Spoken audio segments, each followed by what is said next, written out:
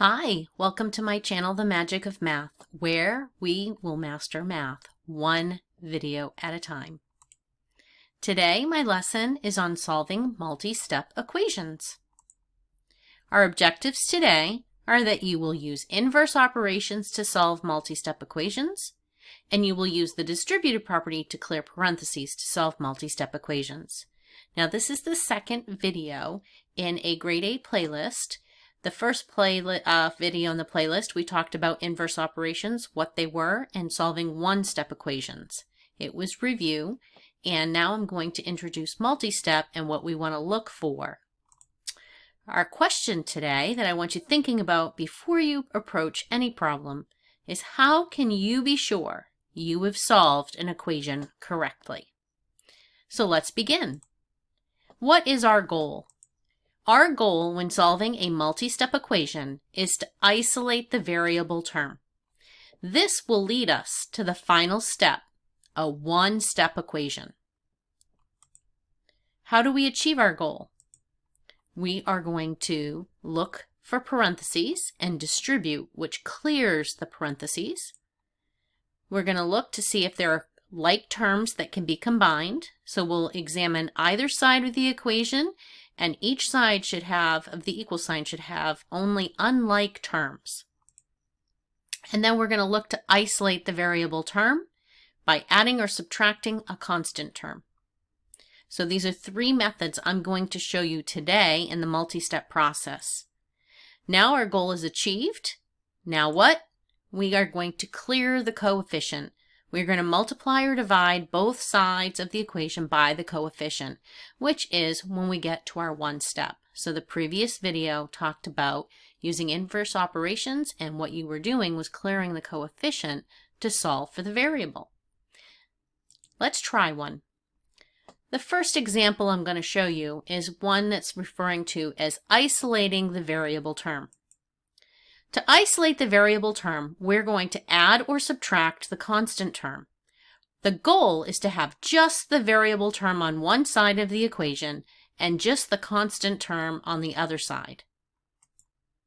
So here we have an equation, 11x plus 4 equals 48. And remember, we're solving for x. So the first thing I want to do is identify where that variable term is. This is my unknown. This is what I need to get all by itself. So there we get this term, isolate the variable term. That's our goal. We want to get this 11x all by itself on one side of the equal sign. So I look at what's happening to the variable term, and it's being added by 4. Well, the inverse of that is to subtract 4. If we subtract 4 from the left, we must subtract 4 from the right side. So let's subtract 4, leaves us the 11x because this is 0. 48 subtract 4 is 44. Now, this is what we were looking at in our previous video. This is what we call a one-step equation. So now we want to clear this coefficient. The 11 that comes before the variable is what we call a coefficient. And again, we want to know just what x is equal to. So what is happening to x? It's being multiplied by 11. The inverse of multiply by 11 is to divide by 11. If I divide the left side by 11, I must divide the right side by 11. Now we can simplify. 11 divided by 11 is 1, giving me 1x or just x. And 44 divided by 11 is 4. So I have a solution of x equals 4.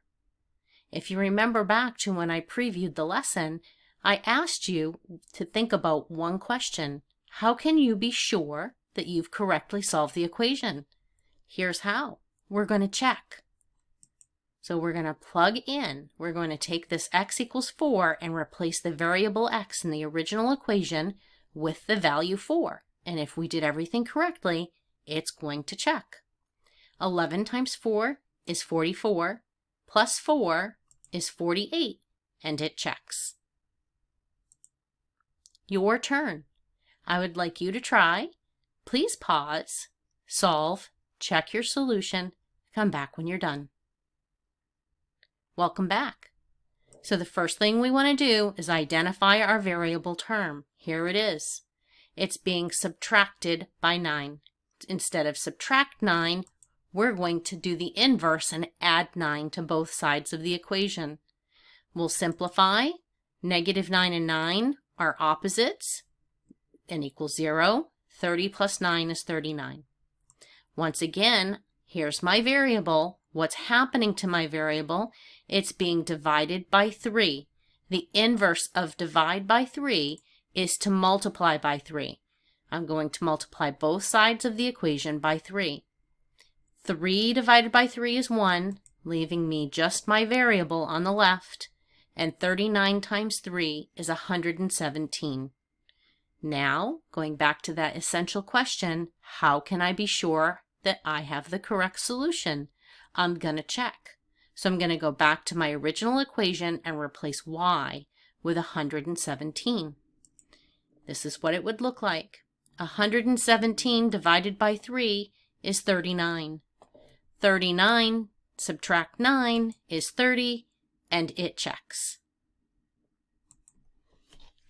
Now let's talk about combining like terms. When we think about combining like terms, we want to look at both sides of the equation to be sure that all like terms have been combined. There should not be like terms on either side of the equation. Here's an example of when you would need to combine like terms. So the first thing I want to do is look for the variable term, and when I do this, I realize I have two variable terms on the left side. So we need to combine those because they're like terms, they both have an x. We get to add them together, or subtract in this case. 8x subtract 6x is 2x. And then we still have the subtract 3 equals negative 17. Now you can see we're back to our two-step equation. So we look for our variable term, and it's being subtracted by 3. The inverse of subtract 3 is to add 3 to each side of the equation. Again, this is 0, leaving me 2x, and negative 17 plus 3 is negative 14. Looking at that variable term, I need to clear the coefficient. Right now, the x is being multiplied by the coefficient 2. So the inverse is to divide both sides by 2. 2 divided by 2 is 1, leaving me x. Negative 14 divided by 2 is negative 7. And don't forget that big question, how do I know if I'm correct? We're going to go back up to our original equation and replace the x's with negative 7. 8 times negative 7, subtract 6 times negative 7, subtract 3 will equal negative 17 if I've correctly solved. 8 times negative 7 is negative 56. Subtract 6 times negative 7, negative 42. Subtract 3, and we should get negative 17. So over here, I have negative 56. Add the opposite. Negative 56 and 42 is going to give me 14, negative 14. Negative 14, add the opposite. Negative 14 and negative 3 are negative 17, and it checks. Your turn. I would like you to solve, check your solution. Go ahead and pause and come back when you're done. Welcome back. So I hope the first thing you did was to identify where your variables are, and we have 2. We're going to combine those first. 5g subtract g is 4g, and I still have my add 2. Now I'm going to identify that my variable term 4g is being added by 2. The inverse of add 2 is to subtract 2, and remember you must do that to both sides, leaving you 4g equals 20. Now my variable term is being multiplied by 4, and the inverse of that is to divide both sides by 4, leaving me g equals 5. Let's check. 5 times our solution of 5 plus 2 subtract our solution of 5. 5 times 5 is 25, and 2 subtract 5 is negative 3. 25 add negative 3 is 22, and it checks. Now we're going to talk about distributing to solve. We want to clear parentheses, and when you do that, you're distributing. Parentheses should be cleared before you begin looking for like terms and before you think about isolating the variable term.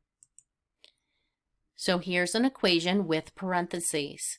I cannot do anything until I distribute. So I'm going to multiply this -2, this is -2 with an invisible multiplication sign, times the quantity x minus 9. Since x minus 9, these are not like terms, I need to distribute, or think of it as sharing. So -2 times x is -2x, and -2 times -9 is positive 18. Now I look for my variable term. It's being added by 18. The inverse is to subtract 18 from both sides, leaving me -2x equals -42. Again, my variable term, I need to clear that coefficient. It's being multiplied by -2. The inverse is to divide both sides by -2. And I get a solution of x equals positive 21. Coming back up to our original equation, we're going to check. We're going to replace x with our solution of 21. 21 subtract 9 is 12. 12 times -2 is -24, and it checks. Your turn. I'd like you to pause, solve and check. Come back when you're ready.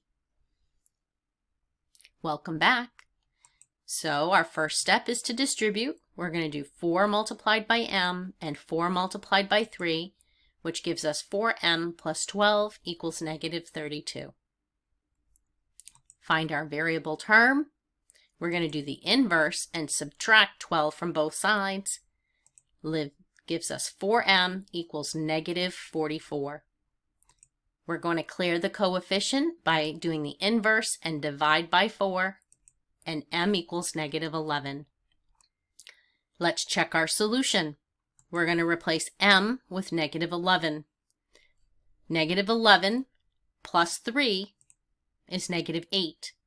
4 multiplied by -8 is -32, and it checks. Your turn. Let's see if you can put together everything we talked about in this video. I'd like you to pause, solve, check, and return when you're done. Welcome back. So this was a little bit tricky. You had to put a few things into place that we've talked about. First thing you want to do is clear the parentheses. So we are going to distribute the 2, giving us 2x, and 2 times -20 is -40. Now I'm looking for my variable terms, and I realize I have 2 terms on the same side of the equal sign, and they must be combined before I go any further. 2x plus 3x is 5x. Don't forget your subtract 40, and it all equals 10. Now, looking at my variable term, it's being subtracted by 40, and the inverse is to add 40 to each side. Now we have 5x equals 50. The inverse of multiply by 5 is to divide both sides by 5, and we have a solution of x equals 10. Let's check. We're going to replace the x with 10. And remember, you had 2 x's. An x inside the parentheses, and then this 3 times x. So 2 times 10 subtract 20. 10 subtract 20 is -10, and 3 times 10 is 30. Now we have 2 times -10 is -20. -20 plus 30 is 10, and it checks. So you can see that if you go through this and you're looking for clearing the parentheses, and then you're looking to identify variable terms, and you keep identifying your variable terms, and it doesn't hurt to circle them on your paper when you're doing your work, you're going to get to your solution, and never forget to check your solution. So there you have it. That's solving multi-step equations. I really appreciate you joining me today. I hope it was helpful, and that you'll come back and join me soon for variables on both sides of the equation. I hope you have a great day.